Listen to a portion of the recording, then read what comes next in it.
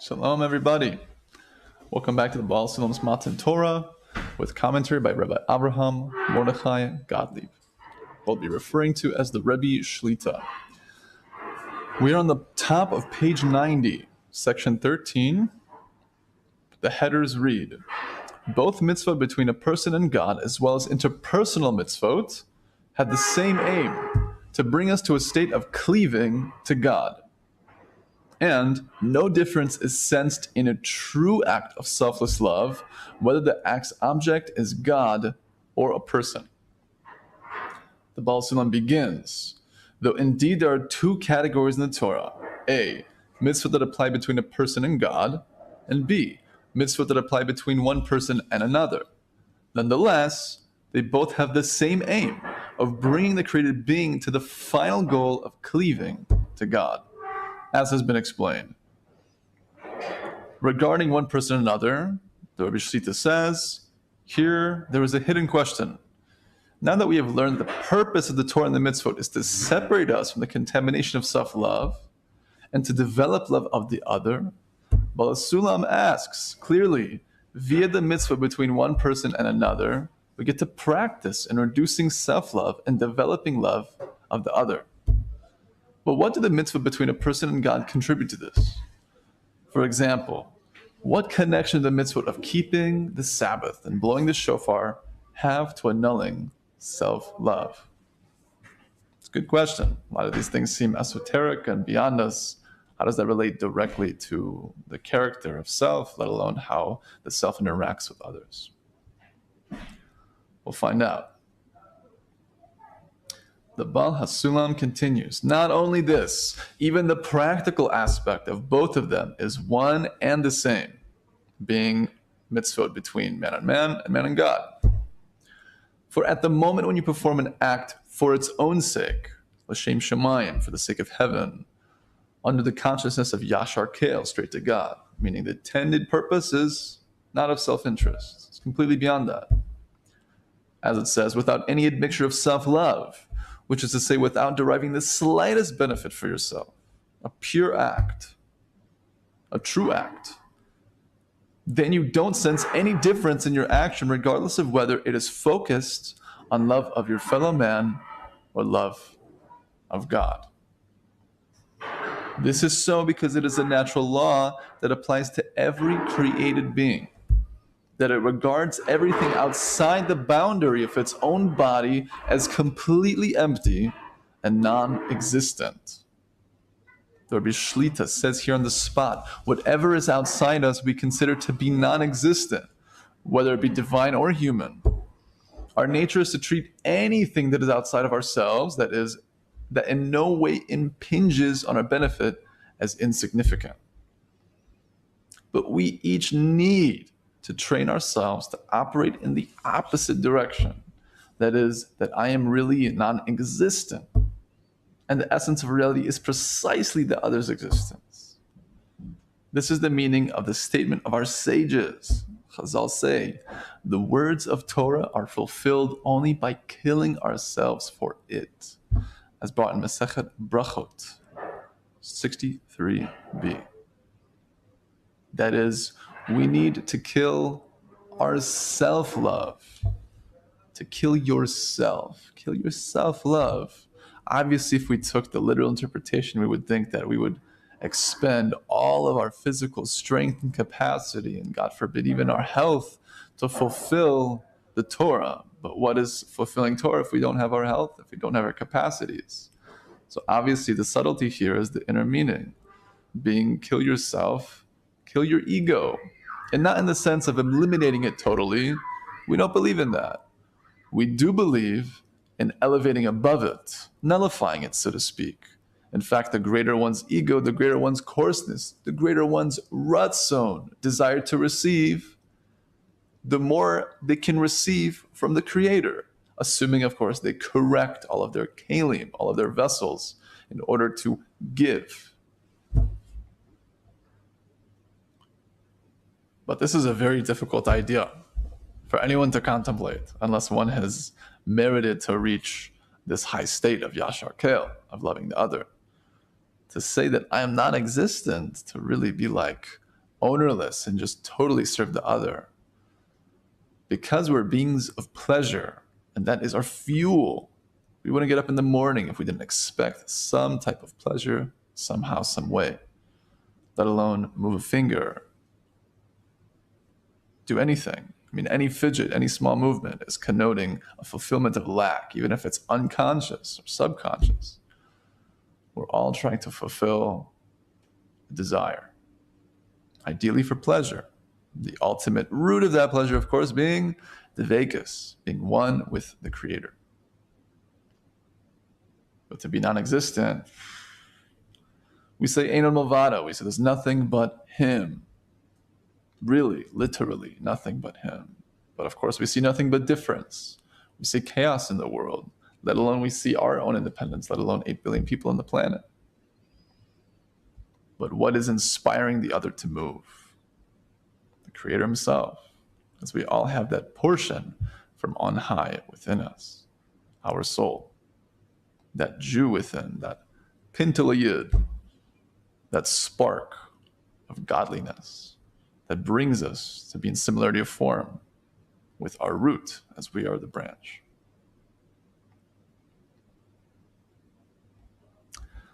Let's try to understand some more. The Rebbi Shlita continues. From this we can see that there's absolutely no difference between the two categories of mitzvot. For what difference does it make if you annul yourself before another person or you annul yourself before God? The orientation is identical. To annul oneself and make the other significant, whether the other be a person or God. And the translator adds, if by ignoring myself, interest, I don't work on the Shabbat, with only the intention of enabling the fulfillment of the Creator's purpose of creation, then I have indeed annulled myself. And this is the same way that I annul myself when I ignore my self-interest in order to help a friend achieve a goal. It's the practice of nullifying oneself, the practice of mivataling in Hebrew. Something as simple as, let's say, you want to go for your lunch break and someone asks for help and you nullify yourself and you say, okay, I'm very hungry. I'll wait another 10 minutes. I'll have to help out this person. Nullify your needs before someone else's. How much more so when we have families and we have to sacrifice energy and sleep and so much money to uphold and build a family, and how much we give and have to nullify practically for the other. The Creator puts us in a situation, the obligations of our relationships with others, to train us in order to nullify ourselves. Because if we can nullify ourselves and remove the self, so to speak, then Hashem, the Creator within, that soul, comes out. Now, these words can be mistaken to say that this philosophy is somehow against the notion of self-love. So much of this is talking about nullifying self-love, removing self-love, being above self-love. But the difference between self-love of the secular world today, the New Age communities, that is the love of serving the self as opposed to serving the other. When we come to the state of serving the other out of a place of true, authentic self-love, meaning, I was created by the Creator. My life and every detail of it was imprinted in the thought of creation before any of the worlds and spiritual processes came to be, let alone this physical world. You were specifically thought of, and you are in what we call the Ein Sof, the thought of creation. A lot of people call Ein Sof, they say Ein Sof Baruch Hu, blessed be He, because that's the highest thing we can connect to. But even the Ein Sof is not the Creator Himself. It's not His essence, as we call Atzmuto. We don't speak about the essence whatsoever. And it's kind of freeing to say we can never know the Creator in Himself. It's totally beyond us, by definition. Because we are the creation, He is the Creator. And we can still connect to a, relative to our experience, an infinite emanation. of his goodness and his desire to give goodness to creation, which is the thought of creation, the Ein Sof. So to contemplate that we're all included in that, and to connect to that point within, and to know that he loves us absolutely. So of course we have to love ourselves. We would be in similarity of form with the Creator to the degree that he loves us, so too we should love ourselves. And if we don't, that's a foundational thing to work on. Because going into this type of wisdom, at least deeper, I mean, really just the tip of the iceberg with this type of information that we've shared in this class so far. And even this tip of the iceberg could require a state of health. Just to clarify that we need to be healthy going into this. I've heard this from the Rebbi Shlita himself. And that goes with any type of religiosity to begin with. Unfortunately, some people look to some type of cultural or religious community or philosophy in order to fix or heal their problems. But that's not getting it at the core. So I just wanted to say that as a side point, because we talk so much about killing our self-love. What does that really mean? It means killing our will to receive for ourselves alone for the sake of serving the self. But of course we should love ourselves because the Creator loves us. We are beautiful, pure souls that are attempting to unveil ourselves more and express ourselves more through the physical body, which is just a garment.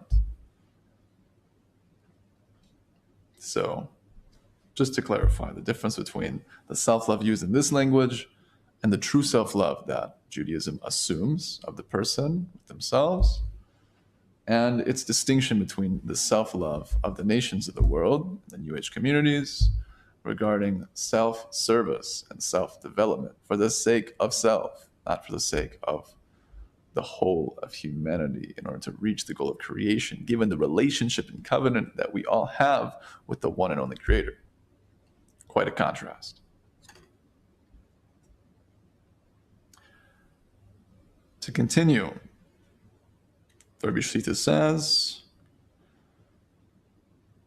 from this we can see that there's absolutely no difference between the two categories of mitzvot. For what difference does it make if you annul yourself before another person or you annul yourself before God?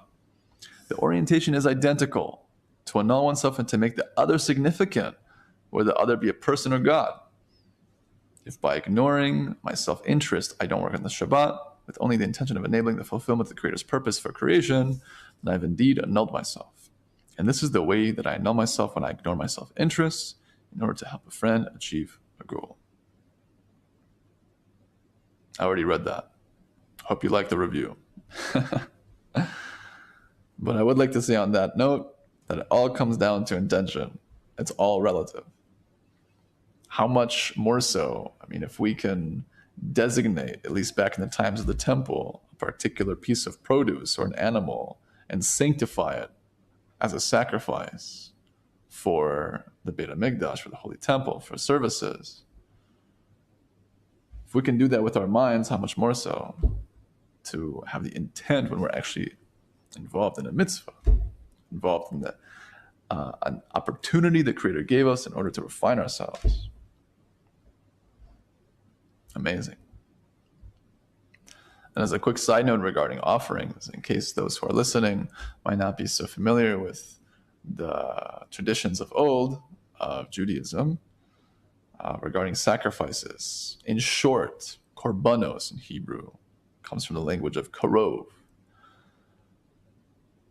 It's still hard for me to connect just because it's so separated from our generation, this notion of korbanos and bringing animals of different types and species, male, female, a mix of them all, bulls, rams, sheep, and the like, and elevate them to the Creator.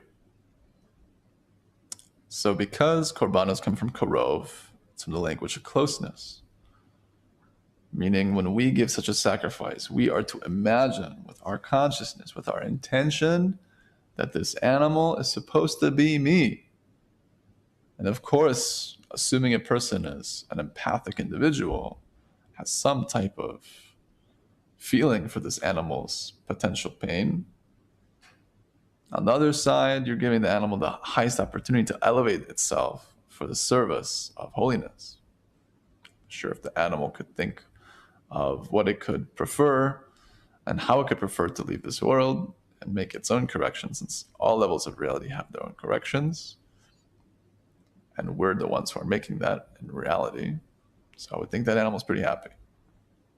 I just want to clarify that for those who might be listening and are not so familiar, because it is, relative to our generation, an alien concept. So I just wanted to explain that, there's a deep dynamic of consciousness and trying to elevate it in our humility of what should have happened to us, but rather out of the Creator's mercy, we can bring this animal in order to go about this particular spiritual process, which is much, much, much deeper than what I just explained, but that's the short version. Back in the Baal HaSulam's words, from the note of 69, second paragraph on the bottom of page 90. This is so because it is a natural law that applies to every created being, that it regards everything outside the boundary of its own body as completely empty and non-existent. Every movement that we make toward loving another is accomplished with the help of returning light and some reward, which in the end will come around and serve to benefit us. Therefore, such acts cannot be defined as love of the other, because they are judged by their end. This is similar to renting out something, which at first looks like giving, that pays off only in the end.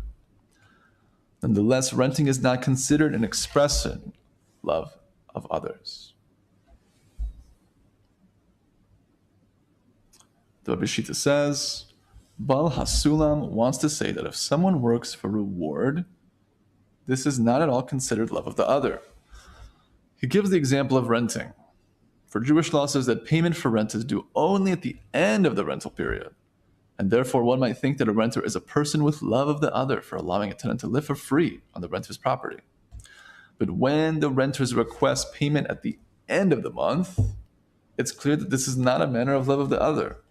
With this, our Rabbi teaches us that we are willing to work with all our strength and devotion because we want to get paid. However, to our mitzvot, train us to truly work out of the love of the other without payment.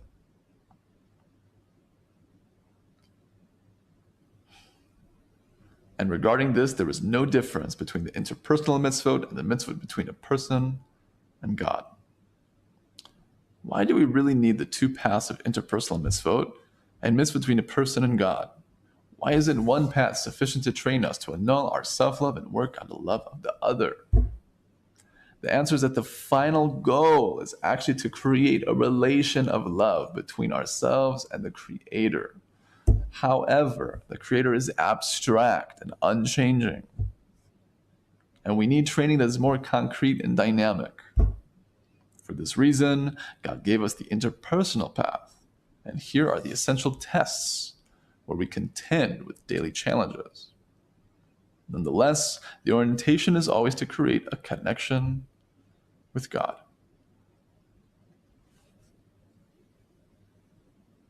So we see here that the more important thing, even though both mitzvahs between man and man and God are the same relative to us because they both have to do with something outside of ourselves, there's a beautiful idea brought by the Rebbi Shlita as quoted in her work, which again is a free PDF download that you can find the link to in the description.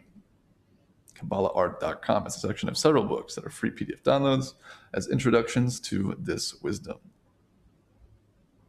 So the Rebbi Shlita says, an amazing thing to meditate on. He says, imagine there are no people in the world other than yourself.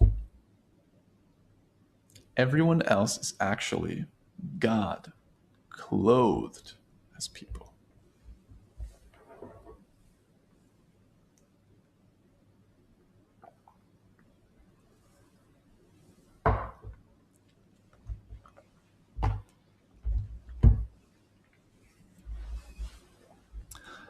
I've shared this quote with many people, many of whom have had shivers down their spine when hearing such a concept. Others thought it was cool. Everyone connects to it in different ways, understandably so. But to really sit and to contemplate and to meditate, that at least from the negative point of all the bad that I've done to others, all the people I've made upset, all the judgments I've had, all the baseless hatred and things that go through my mind, let alone my action, was actually an expression against the Creator. It's a reason why when we go to bed, we have a particular list of supplications and prayers from the bedtime Shema. And primary part of it is forgiveness. We say that we forgive anyone and everyone for all that they've done, not only in this lifetime, but even in past lifetimes, in order that we rest with a sense of peace.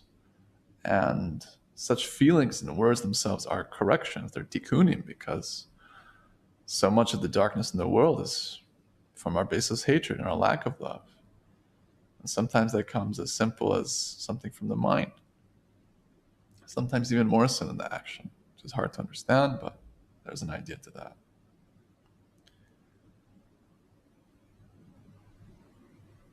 And I think the shivering of the spine type of people is an expression of feeling and noticing in that moment that they've wronged the Creator.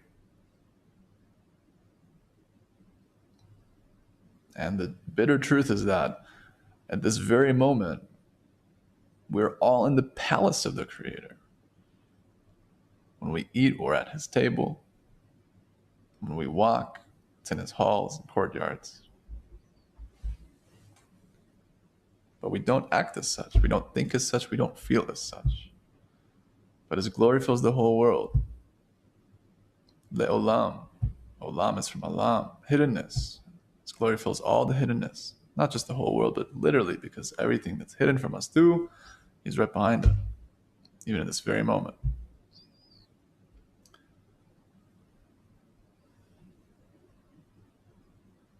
And there's a reason that the Creator told us that mitzvah between man and man is more important than mitzvah between man and Him. And the idea, from what I've heard, is because we actually get feedback from people. We can feel this tangible connection, and we can see their response, hear about it afterwards, or actually are able to reflect and contemplate how they might have felt from something we might have done. Not so easy with the Creator, who is abstract and unchanging. So because we get that feedback, it's better training for us to connect in such a way. God willing, we should be able to all connect the best way possible for us, and slowly but surely grow, connect to the right community, the right leaders, the right teachers. If we don't have such an environment, the Rebbi Shlita says, also in the name of our rabbis, the Rebbis, and really all sages, can clarify and agree that everything in life is to lead us to prayer. We talk about relationships with our loved ones, let's say our spouse, or even family members or friends. Everything comes down to communication. It's all about communication. How much more so communicating with the King of all kings that gives us life, beats our heart, and breathes our breath, at least keeps it going.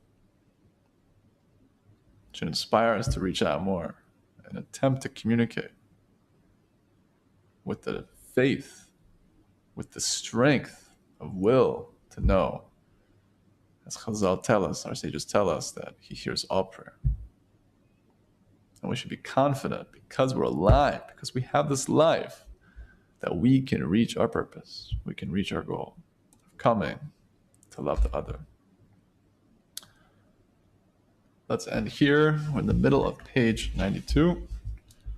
We're going to clarify next class some more ideas regarding the nations of the world and how they actually are referring to the inner nations, our aspects that we receive for ourselves alone, and how that plays out in our attempt to do acts of kindness and love the other. So, thanks for joining us. All the best.